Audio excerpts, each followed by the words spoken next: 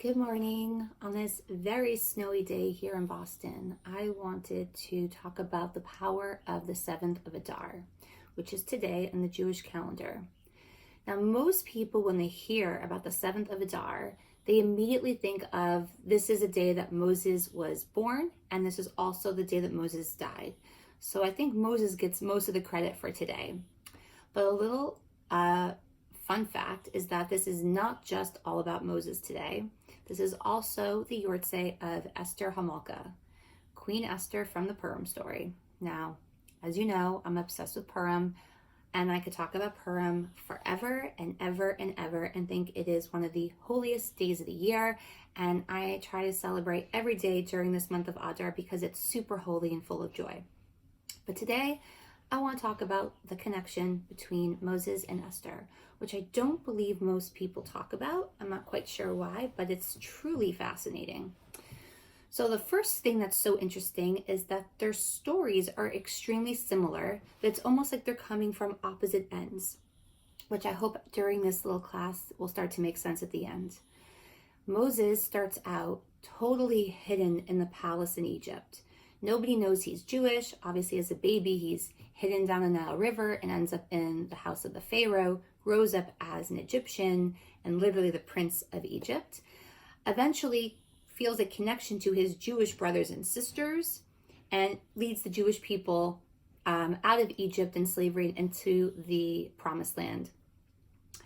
And then Esther's the opposite.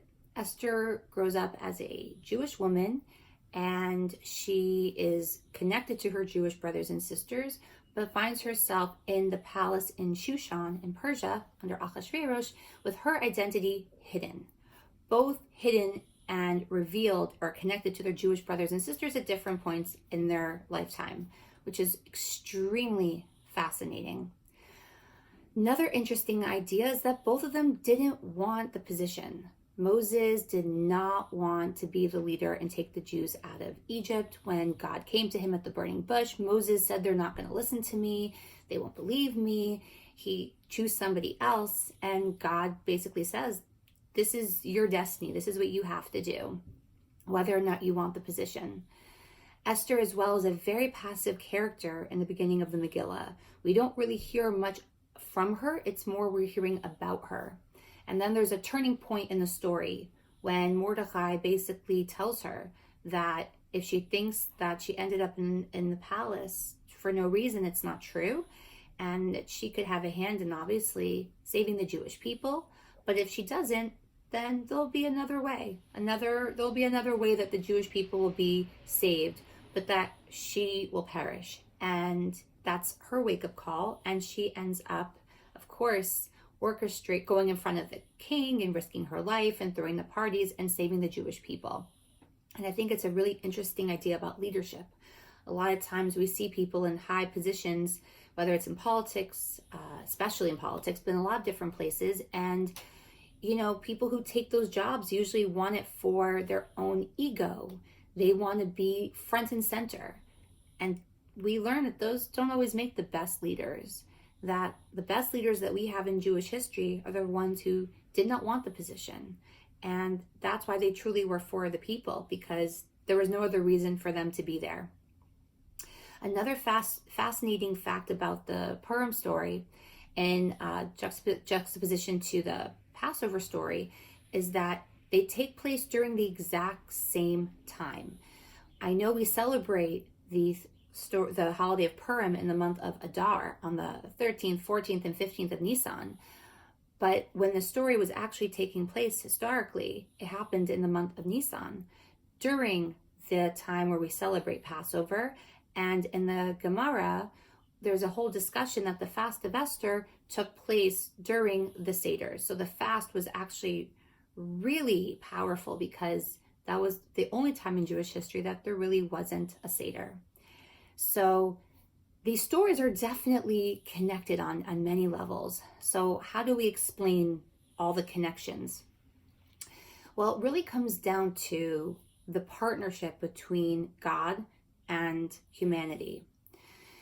In the story of Passover, it's all about God revealing himself and saying, there is no one that can be on my level, not a Pharaoh, nobody.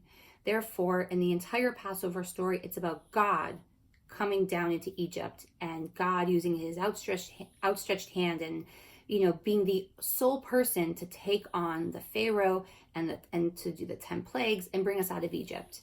That's why Moses is not mentioned. We don't want there to be any confusion that any person had anything to do with the Exodus of Egypt, especially on a supernatural level, other than being chosen by God to help lead the people or to be a mediator between the people and God. But the story of Purim is very different because it's not a prophet that's not mentioned, it's God. God is the only person who is erased from the Purim story. And yet we know that even though God's not mentioned, of course, God was orchestrating this plan behind the scenes. But the book, the scroll is called the Scroll of Esther. The main character is actually getting all the limelight, which is so different from the Haggadah. Because the story of Purim is about there's going to come a time when things are dark and there aren't outward miracles and things aren't so crystal clear. And it looks like humans have all the power and things can happen by chance, but it's not true. The story of Purim is about the Jewish people seeing the godliness, seeing the connections, even when nothing is clear and things are very grim for the Jewish people, and yet they still unite and they still persevere and they use all their efforts to fast and to pray and to be connected in order to change their destiny. And that's why we celebrate Purim in the month of Adar. We're celebrating that we can change history. We can overturn a terrible decree if we work together and we do it for the right reasons. And it's an unbelievable idea. And when you think about it, the Passover story, when God takes us out of Egypt, he leads us into the desert where we get the Torah. And when we receive the Torah, there was no way the Jewish people could have said no. They were just taken out of slavery. They were getting food from the sky. They were completely dependent on God. So they almost accepted the Torah out of fear. But in the Purim story, it's different. We look at the story as the Jewish people uniting and choosing the Torah out of love. And that's the difference between Purim and Pesach. And both Moses and Esther were unbelievable leaders, prophets, incredible energies. In a way, they both kind of self-sacrificed for us. We don't really see Moses as a person. We see him just once he's in that role, just being a leader until the day he dies. And we know Esther doesn't leave the palace. The Jewish people leave Shushan eventually and go to rebuild the second temple. The children of Israel eventually cross over the Jordan River and make it into the Promised Land. But both Esther and Moses die in exile. It's sad, but I think it's also because our story isn't finished. They were a piece of the history of the Jewish people, but our story is still being written. And it's important for every single individual to realize that they have the power to change their destiny. And if they work together in unity, the we together can also change our collective destiny. And that every day you wake up and you're here for a reason. It's not by chance. Now, this is why I believe so much in the power of Purim, and I have my Purim Unity event, which is all about people uniting and coming together and celebrating. Celebrating that we're here because we shouldn't be. Celebrating that despite all odds, Jewish people have been thriving and persevering through so much hatred. There are daily attacks in Israel, and I can't go onto my social media without hearing about somebody who's being viciously murdered just for being Jewish. There's hate crimes all over the United States and the world right now.